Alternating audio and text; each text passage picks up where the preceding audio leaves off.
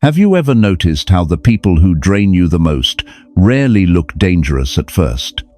They don't arrive as enemies, they arrive as friends.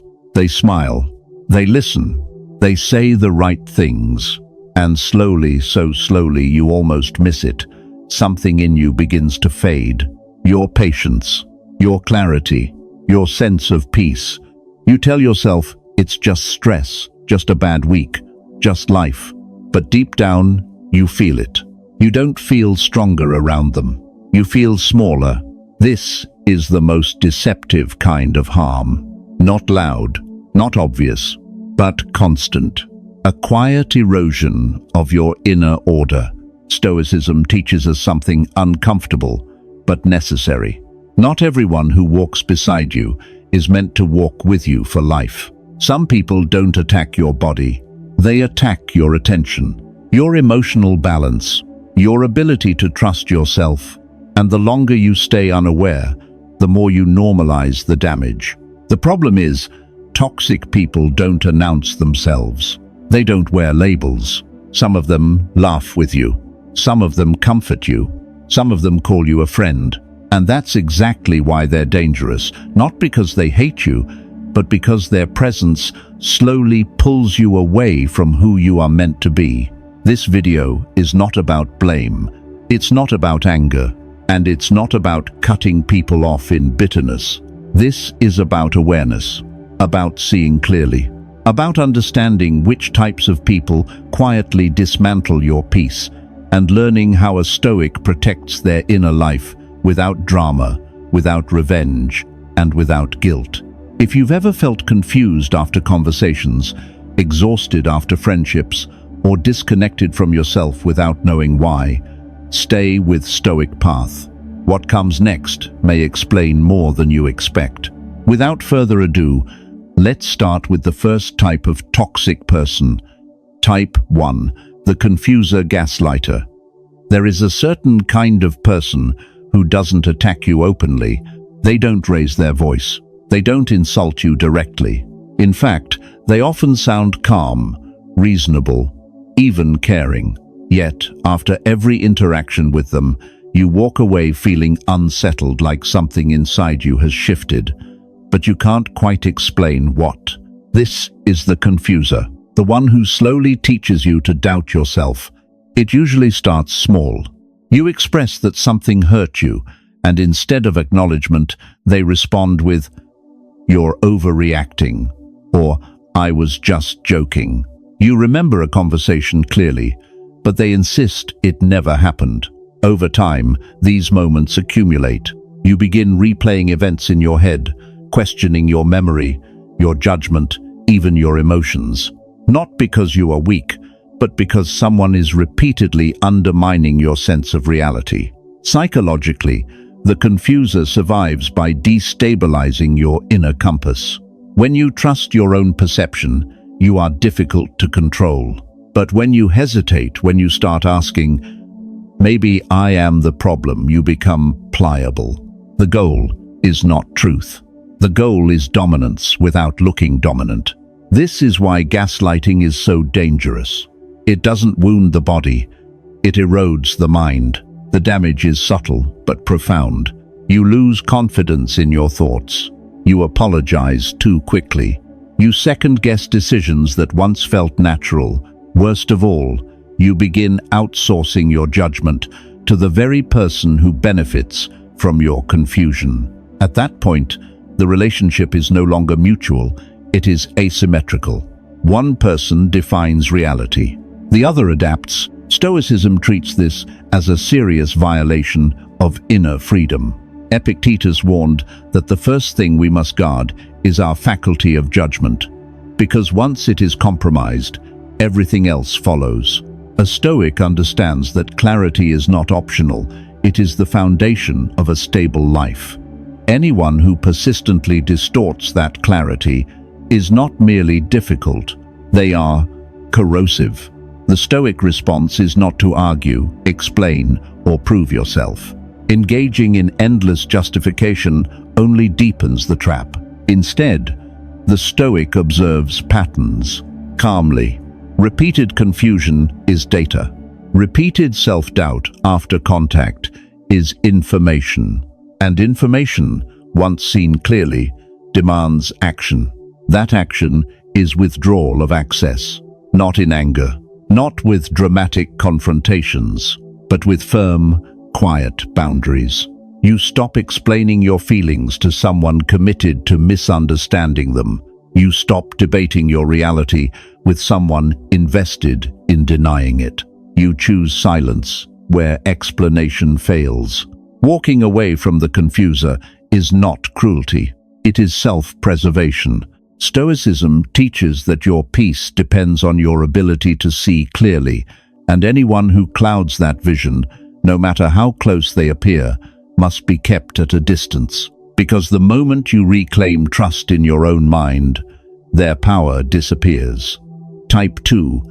The chaos maker drama addict. Think about someone you know whose life always seems to be on fire. One week, they're at war with a family member. The next, a co-worker has betrayed them. Then, it's a relationship crisis, a misunderstanding, an emergency that must be talked about right now. At first, you listen, you care, you try to help. But after spending time with them, you notice something unmistakable. You feel drained, tense, and strangely unsettled, even though none of the problems were yours to begin with. This is the chaos maker. The chaos maker lives in a constant state of disturbance. If life becomes quiet, they feel uncomfortable. Stillness exposes them to themselves, and that is something they desperately avoid. So they create noise, conflict, emotional storms. Drama is not an accident for them. It is a coping mechanism. It gives them identity, urgency, and a sense of meaning. The danger is not just the drama itself. The danger is proximity. When you stay close to a chaos maker, their storms become your weather. You start checking your phone with anxiety. You carry tension that has nothing to do with your own life. You replay their conflicts in your mind. Slowly, your inner calm erodes, not because your life is unstable, but because you've allowed someone else's instability to colonize your attention. From a Stoic perspective, this is a serious boundary violation. Marcus Aurelius reminded himself daily that he did not need to participate in every disturbance he encountered. Stoicism teaches that peace is not found by fixing external chaos, but by refusing to let it dictate your inner state. Not every problem requires your emotional investment. Not every crisis deserves a seat in your mind. The long-term damage of the chaos maker is subtle but devastating. You lose focus. Your nervous system stays on high alert. You begin living reactively, always responding, never resting. Over time, you may even feel guilty for wanting peace, as if calm were a betrayal of friendship. But Stoicism is clear on this point. Sacrificing your inner order to manage someone else's disorder is not virtue. It is self-abandonment. The Stoic response is not to lecture them, rescue them, or absorb their storms. That only reinforces the cycle. The response is restraint. You listen less. You engage selectively. You stop offering solutions to problems they are committed to repeating. Most importantly, you reclaim your right to quiet. You do not need to announce your exit from the chaos. You simply step back. You shorten conversations. You protect your time. You choose not to react. And in doing so, you rediscover a powerful Stoic truth. Your life is not a theater for someone else's drama.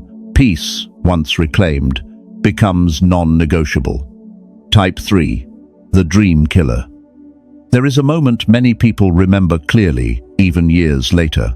You share an idea you're excited about, a new path, a skill you want to learn, a quiet dream you've been carrying for a long time, and instead of curiosity or encouragement, the response comes fast and sharp. That's unrealistic. People like us don't do things like that. You'll probably fail. The conversation moves on, but something inside you shuts down. This is the dream killer. Unlike open enemies, Dream killers rarely sound cruel. They often present themselves as realistic, experienced, or just trying to protect you. But pay close attention. Their words don't prepare you for difficulty. They prepare you for surrender. They don't help you refine your vision. They pressure you to abandon it. Psychologically, dream killers project their own fear onto you. They see movement as danger, growth as exposure, and ambition as a threat to the fragile equilibrium they've accepted. When you dare to imagine more, it unsettles them not because your dream is foolish, but because it reminds them of what they gave up. And instead of facing that discomfort, they try to shrink you back down to size. The damage is rarely immediate. It happens quietly. You start hesitating before sharing ideas. You dilute your excitement. You lower your expectations, not because you examined your goals honestly, but because someone else's doubt has taken root in your mind. Over time, you begin policing yourself. You stop dreaming out loud. Eventually, you stop dreaming at all.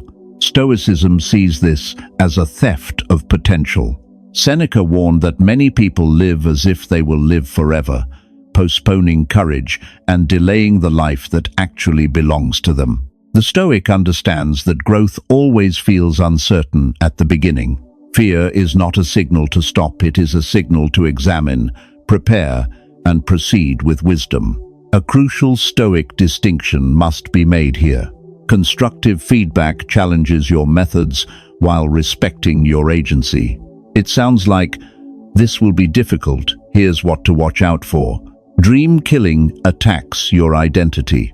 It sounds like, "You're not the kind of person who succeeds." One strengthens discernment. The other weakens the soul. The Stoic response is not confrontation. It is containment. You stop placing fragile dreams into hands that crush them. You become selective about who has access to your inner world.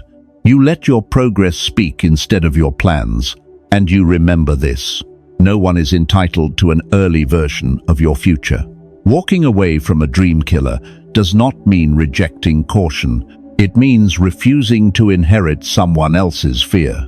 Stoicism teaches that your responsibility is not to stay small for the comfort of others, but to live in alignment with your highest reason and character. So pause for a moment and reflect.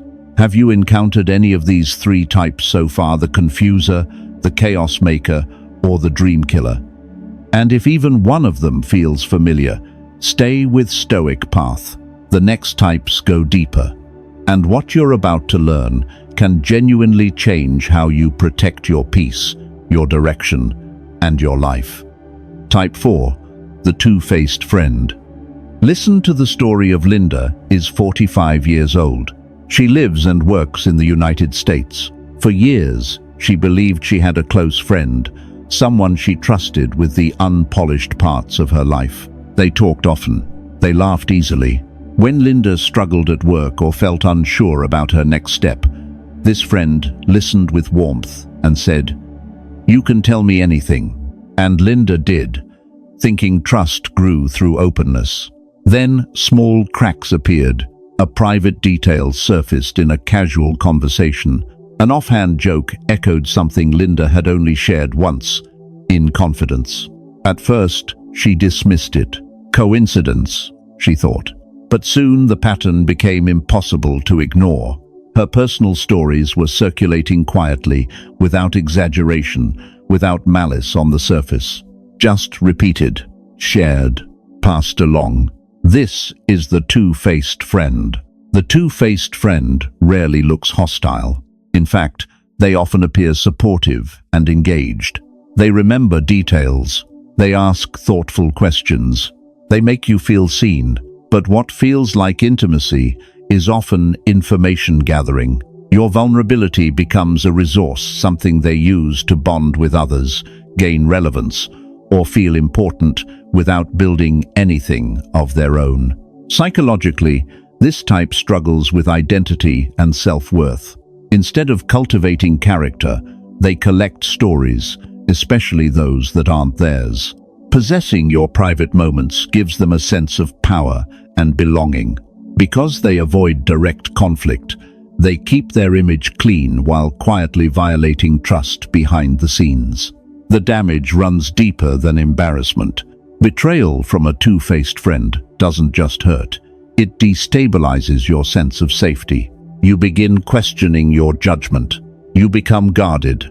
You hesitate to open up, even with people who have earned your trust. In Linda's case, the wound wasn't just social exposure.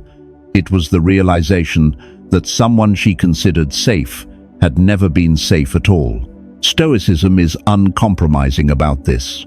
Trust is not built on words or warmth. It is built on consistent action over time. Epictetus taught that character reveals itself when no one is watching. A Stoic understands that loyalty is demonstrated in restraint. What a person chooses not to share matters more than what they say. The Stoic response is not revenge, confrontation, or public exposure. Those actions keep you entangled. The response is adjustment. You withdraw access. You stop sharing what doesn't need to be shared. You allow the relationship to become lighter, more distant, and less personal without explanation or drama. Linda didn't confront her friend. She didn't demand apologies. She simply observed the pattern, accepted the truth, and quietly stepped back. In doing so, she reclaimed something more valuable than the friendship she lost: her self-respect and her inner order. Stoicism reminds us of this hard truth. Not everyone who listens deserves to know your story. Privacy is not secrecy. It is wisdom, and protecting it is an act of calm, deliberate strength. Type 5. The energy vampire. You don't always notice them right away. In fact, they often appear harmless, sometimes even kind. But there's a pattern you can't ignore. Every time you spend time with them, you feel inexplicably drained. Not physically tired. Something deeper. Your mind feels heavier. Your mood drops. Your motivation fades. It's as if your internal battery has been quietly unplugged. This is the energy vampire. An energy vampire doesn't necessarily intend to harm you. That's what makes them difficult to identify. They call to vent. They show up with problems. They replay the same frustrations, the same disappointments, the same hopeless stories week after week, month after month. You listen. You empathize. You offer advice. But nothing ever changes. Not because solutions don't exist, but because they are not wanted. Psychologically, the energy vampire feeds on emotional offloading. They relieve their inner pressure by transferring it to someone else. After talking to you, they feel lighter. You feel heavier. Over time, this imbalance becomes the relationship. You are no longer a friend, you are a container, a place for unresolved stress, resentment, and negativity to be deposited. The danger is subtle. You begin carrying emotions that are not yours. Their anxiety becomes your anxiety. Their pessimism colors your outlook. You start feeling overwhelmed, even when your own life is stable. Slowly, your attention shifts away from your goals, your peace, your inner work, because so much energy is spent managing someone else's emotional weight. Stoicism recognizes this as a misuse of attention.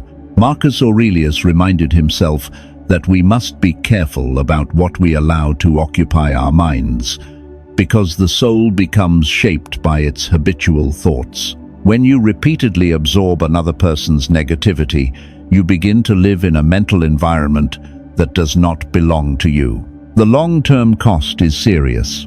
You become depleted, your patience thins, your joy dulls, and eventually, resentment creeps in, not because the other person is suffering, but because you have abandoned yourself in the process of being endlessly available.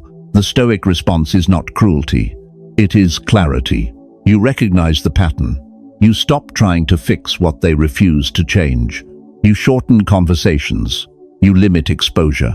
You allow silence without guilt. Stoicism teaches that compassion does not require self-sacrifice to the point of exhaustion. You are allowed to protect your energy. You are allowed to say, "I can't talk right now," without explanation. You are allowed to choose peace over perpetual emotional labor. An energy vampire loses power the moment you stop offering unlimited access. And in reclaiming your energy, you remember a fundamental Stoic truth. Your inner resources are finite. Spend them where they grow your life, not where they slowly drain it. Type 6. The selfish taker. At first, they seem engaging. Conversations flow easily, mostly because they're talking. You listen to their stories, their frustrations, their victories, their worries, and when you finally begin to share something of your own, it happens almost automatically. The focus shifts back to them. Your sentence is interrupted. Your experience is compared. Your moment quietly disappears. This is the selfish taker. The selfish taker doesn't always appear cold or cruel. In fact, they can be charming, expressive, even emotionally intense. But the relationship only moves in one direction. They receive attention, empathy, and support. You provide it. When they need you, you're expected to be available. When you need them, there is always a reason they cannot show up. Psychologically, the selfish taker lives inside a narrow world, one where their emotions feel urgent and central, while everyone else exists on the periphery. This isn't always conscious malice. Often, it's a deep inability to step outside themselves. They don't ask how you're doing because it rarely occurs to them that your inner life deserves the same care as theirs. Over time, the damage accumulates. You begin to feel invisible, unheard, reduced to a supporting role in someone else's narrative. Your energy is spent anticipating their moods, responding to their needs, adjusting yourself to keep the peace. And slowly, without noticing when it began, you start shrinking, making yourself smaller so the relationship can continue. Stoicism views this dynamic with clarity. A relationship that lacks reciprocity is not a bond, it is a drain. Epictetus taught that dignity begins the moment we stop handing our worth to those who do not know how to hold it. When care only flows one way, self-respect erodes quietly. The Stoic mistake here is not kindness, it is excess. Stoicism never demands that you give endlessly without return. Virtue includes balance. Justice includes fairness. A Stoic gives freely, but not blindly. When generosity becomes self-erasure, wisdom calls for restraint. The Stoic response to the selfish taker is not confrontation or emotional appeals. Explaining your pain to someone who cannot truly see you often leads nowhere. Instead, you rebalance, you stop overgiving, you delay responses, you match effort instead of exceeding it, and you observe what happens when you no longer carry the relationship alone. Often, the truth reveals itself quickly. When the supply of attention diminishes, the connection weakens. And while that realization can sting, it also brings clarity. You learn that what kept the relationship alive was not mutual care but your constant output. Stoicism reminds us that you are not here to be consumed. You are here to live with integrity, presence, and self-respect. Anyone who only takes without giving is not walking beside you, they are leaning on you. Before we move on, pause and reflect. If this pattern feels familiar, leave a comment with just 2 words. Choose balance and don't go anywhere. The final type is quieter, more deceptive, and often the hardest to let go of because it disguises itself as hope. Type 7. The promise breaker. They speak with confidence. Their words sound reassuring. I'll be there. You can count on me. I promise. In the moment, it feels like relief, like you're not alone, like support is finally on the way. So you wait. You adjust your plans. You trust. And then, nothing. silence, excuse, delays that stretch on until the promise quietly dissolves. This is the promise breaker. Promise breakers don't always intend to deceive. Some of them genuinely mean what they say in the moment. But intention is not reliability. What defines this type is not a single broken word, it's a pattern. Promises are made easily, broken casually, and replaced with new ones just convincing enough to keep you waiting. Psychologically, promise breakers rely on hope as leverage. Hope keeps you patient.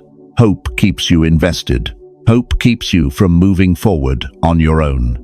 As long as you believe help is coming, you hesitate to act independently. And while you wait, your life remains paused, tethered to someone else's inaction. The damage is quiet but severe. You begin to doubt your timing. You postpone decisions. You hold space for people who never arrive. Over time, trust erodes not just in them, but in yourself. You start wondering why you believed again. Why you waited. Why you handed control of your momentum to someone who never earned it. Stoicism is precise on this matter. Marcus Aurelius reminded himself to judge people not by what they say, but by what they consistently do. A Stoic understands that words are cheap, but patterns are truthful. Repeated disappointment is not bad luck. It is information. The Stoic response to the promise breaker is not anger, pleading, or final ultimatums. Those reactions still center your life around them. The response is decisiveness. You stop planning around promises that lack proof. You move forward as if no help is coming. And if they do show up one day, it becomes a bonus, not a dependency. This shift is liberating. The moment you stop waiting, you reclaim your time. You regain momentum. You remember that your life does not need permission to continue. Promise breakers lose their influence when hope is replaced with action. Stoicism teaches that reliability is a form of respect. Anyone who repeatedly wastes your time is not just unreliable, they are careless with something irreplaceable, and you are under no obligation to keep making room for that carelessness. This is the final type, not the loudest, not the most dramatic, but often the most costly, because nothing drains a life faster than waiting on words that never become real. When you step back and look at all 7 types together, a clear Stoic pattern emerges. None of these people ruin your life overnight. They don't attack you directly. They don't always intend harm. What they do is far more subtle and far more dangerous. They slowly interfere with your inner order. The confuser weakens your judgment. The chaos maker disrupts your peace. The dream killer shrinks your vision. The two-faced friend violates your trust. The energy vampire drains your vitality. The selfish taker erases your presence. The promise breaker stalls your momentum. Different behaviors, same result. You move further away from yourself. Stoicism was never about enduring everything. It was about discerning what deserves access to your mind and your life. Epictetus taught that we are disturbed not by events or people themselves, but by the judgments we allow to govern us. Toxic people gain power only when they are given prolonged access to your attention, emotions, and time. This is where many people misunderstand Stoicism. Walking away is not coldness. It is not ego. It is not punishment. It is a form of alignment. A Stoic does not ask, "Am I being nice enough?" A Stoic asks, "Is this relationship helping me live with clarity, virtue, and self-respect?" Another core Stoic truth becomes clear here. You do not need closure from people who operate in disorder. Insight is enough. Patterns are enough. Once something consistently costs you peace, explanation becomes unnecessary. Stoicism does not demand isolation. It demands selectivity. You are allowed to choose relationships that nourish steadiness instead of chaos, honesty instead of manipulation, reciprocity instead of depletion. Protecting your inner life is not avoidance. It is responsibility. When you remove toxic influences, something unexpected happens. Your energy returns, your thinking sharpens, your emotional world becomes quieter, not empty, clear. And in that clarity, you begin to recognize yourself again. This is the Stoic goal. Not control over others, but sovereignty over yourself. There is a quiet moment that comes after awareness. Not anger, not relief, just stillness. And in that stillness, you begin to understand something Stoicism has always known. Walking away is not running. It is not avoidance. It is not weakness. Walking away is the moment you decide that your inner order matters more than maintaining access for people who consistently disturb it. You were never meant to carry confusion, chaos, broken trust, emotional exhaustion, or endless disappointment as the price of connection. Stoicism does not ask you to harden your heart. It asks you to guard it wisely. When a relationship repeatedly pulls you out of alignment, the most rational response is distance, not drama. This is where strength becomes quiet. You stop explaining yourself. You stop hoping people will suddenly change. You stop negotiating with patterns that have already shown you who they are. And without announcing anything, you reclaim your attention, your energy, and your time.